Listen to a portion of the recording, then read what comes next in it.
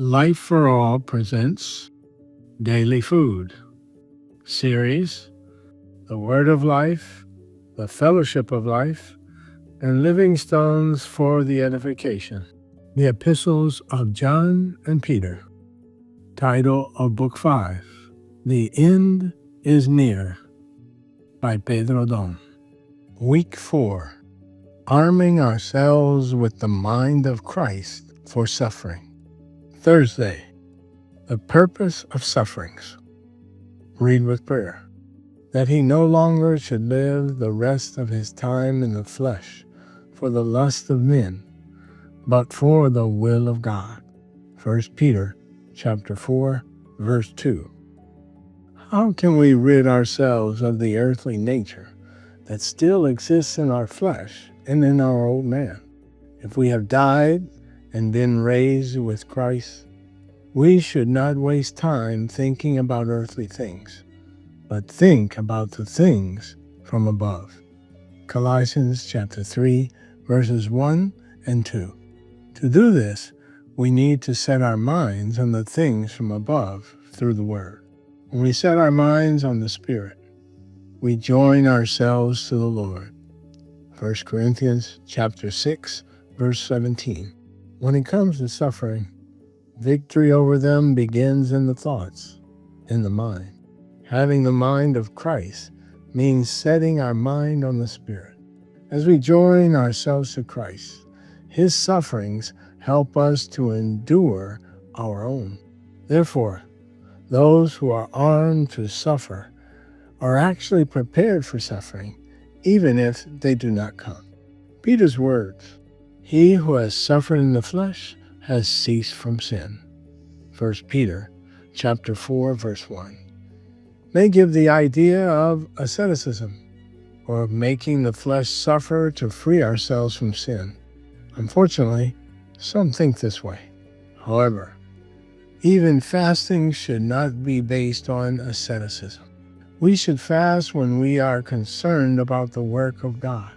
Sometimes this feeling is so strong that it takes away our appetite, and then we fast for the sake of the kingdom of God. Others use fasting to make the flesh suffer by depriving it of food. This is asceticism and does not please the Lord. When we go through suffering, we are compelled to reflect on life, that is, on our living. Should I continue living this way? Or must I dedicate myself more to the Lord?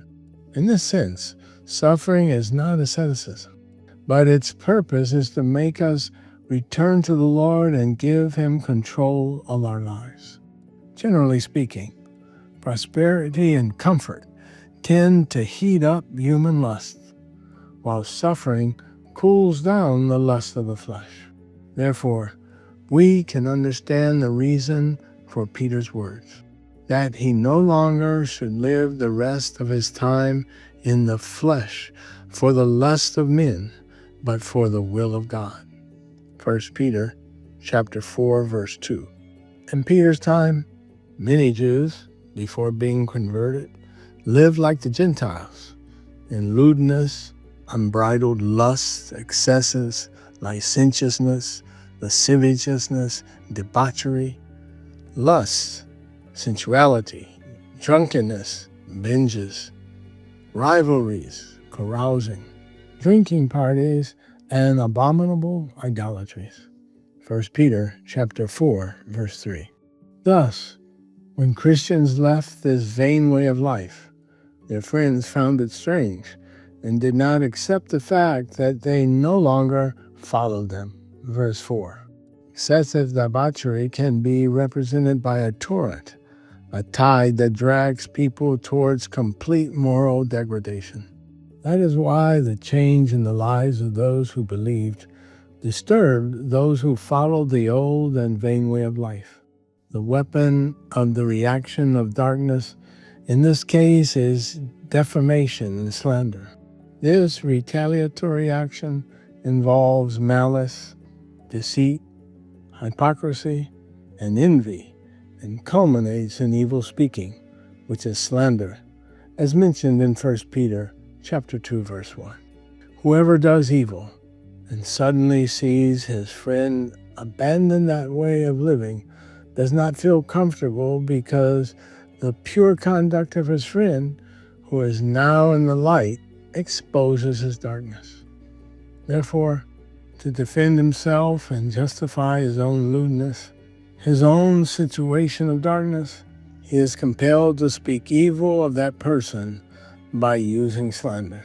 This is why Peter comforts us and encourages us not to worry, because everyone will have to give an account to God.